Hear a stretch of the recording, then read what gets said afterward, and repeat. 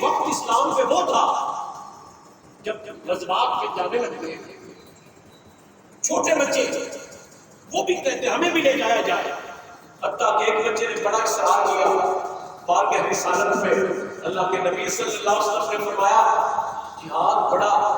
مجاہدہ کا محنت کا مشقت کا کام ہے اور تم نو مرو، ابھی تمہارے اندر لڑنے کی جرت نہیں، طاقت نہیں، صلاحیت نہیں، اور کرتا اب ہے الحمدللہ توانا ہوں، میری صحت اچھی ہے، میں لڑ سکتا ہوں۔ وہ کسی میلے پہ بچہ جانے کی ضد نہیں کر رہا، کسی پکنک پوائنٹ پہ جانے کی، سیر و سیاحت کے لیے جانے کی وہ ضد نہیں کر رہا، یا ننیال لدھیال جانے کی ضد نہیں کر رہا، وہ میدان کارزار کی ضد کر رہا ہے۔ یہ وقت تھا اسلام پہ، یہ حالت تھی مسلمانوں کی۔ آخر اس نے اللہ کے نبی سے عرض کیا یا رسول اللہ صلی اللہ علیہ وآلہ وسلم اس بچے کو بھی تو آپ نے رخصت دے دی، مجھے بھی آپ نے فرمایا وہ زیادہ پوزیشن زمانہ ہے، طاقتور ہے، اس لیے اس کو اجازت ملی۔ آقا میری کشتی کروا دے، اس سے میں اسے کشتی کرتا ہوں، اگر میں جیت گیا میں جاؤں گا، اگر میں ہار گیا کوئی بات نہیں، آپ کا حکم بجا۔ اتنا اصرار ہے کہ میں نے جہاد میں کہا عنایت کلمت اللہ کے لیے جاتے۔ آخر کشتی ہوئی، اس نے اپنے ساتھی کو کہا یار تو جا ہی رہا، مجھ سے ہار جاؤ نا تاکہ میں بھی جہاد فی سبیل اللہ کے لیے اپنا مطلب پیش کر سکوں۔ اللہ کے نبی کے اس مبارک گروہ میں اور مجاہدین کے اس دستے میں شامل ہو سکوں جو تاکہ محبوب کی قیادت میں اسلام کے جھنڈے کو بلند کرنے کے لیے نکلا۔ حضرت حنظلہ رضی اللہ تعالیٰ عنہ اتنی دیر نہیں کی جہاد فی سبیل اللہ میں کہ غسل کر لیں شادی کی پہلی رات، مشہور یہ بات ہے، شادی کی پہلی رات اپنے کمرہ عروسی میں اپنی زوجہ محترمہ کے ساتھ اعلان سنا کہ جہاد میں جاتے۔ اللہ کے نبی نے بتایا انہوں نے اتنی دیر مناسب نہیں سمجھی کہ میں غسل کروں، ممکن ہے کہ وہاں چلا جائے، میں ادھر غفلت میں چلا جاؤں، ممکن ہے اللہ کے نبی صلی اللہ علیہ وسلم کو جو ضرورت ہے آپ یہاں سے تشریف لے جائیں اور میں اس کار خیر کو پیچھے رہ جائیں۔ فوراً نکل پڑے، ان کو مقام شہادت ملا، حتیٰ کہ نبی پاک صلی اللہ علیہ وسلم کے حکم پہ تعمیر کرنے کے حوالے سے اللہ نے وہ کرم کیا کہ ان کے جسد انور کو ملائکہ نے لہرایا۔ غسیل الملائکہ کے اللہ کہ یہ وہ ہیں جن کے غسل دینے کے لیے اللہ کے آسمان میں۔ اس لیے میرے پیارے سامعین آج اس چیز کی بڑی احتیاط ہے، بڑی ضرورت ہے، من حیث المجموع، من حیث القوم اور من حیث مسلمان، ایک مسلمان کی حیثیت سے من حیث مسلم ہمیں میدان کارزار کے لیے تیار ہو جائے۔ دنیا کفر جب تک عالم اسلام متحد ہو کر ان کو نہیں للکارے گا، معاملات حل نہیں، ان کو رام کرنا باتوں سے آسان نہیں ہے، ان کو اللہ کے محبوب صلی اللہ علیہ وسلم کی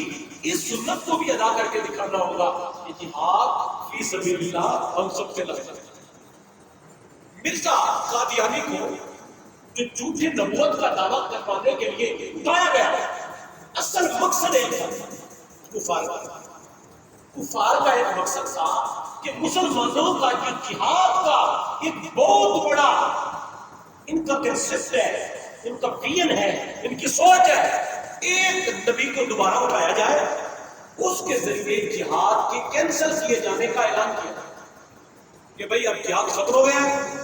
یہ نبی نعوذ باللہ جھوٹا جو اس کو کھڑا کیا جا رہا ہے، یہ اعلان کر دے بس اب جہاد ختم، میں جہاد کو کینسل کرنے کے لیے آیا۔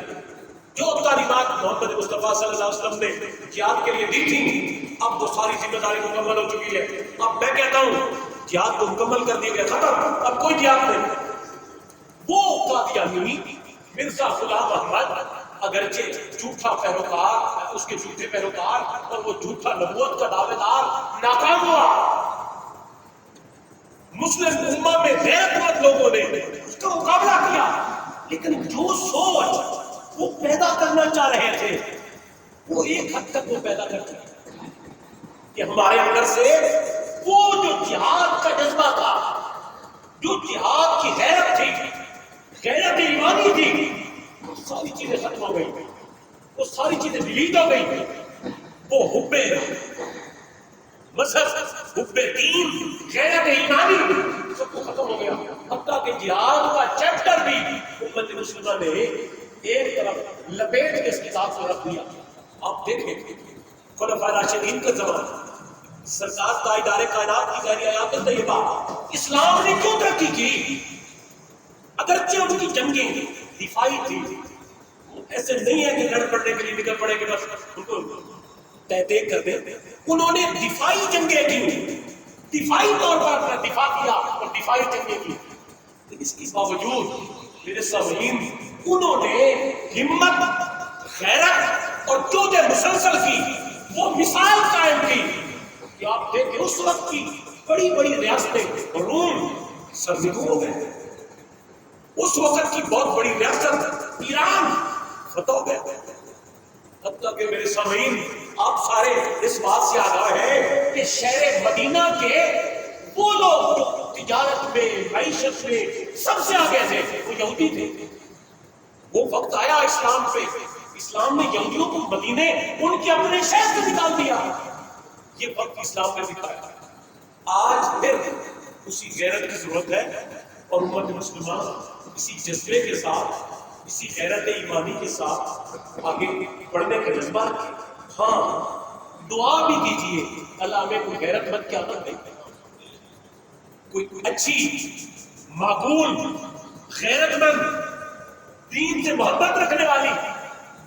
اعلیٰ قیادت عطا کرے, جو بکنے والی نہ ہو,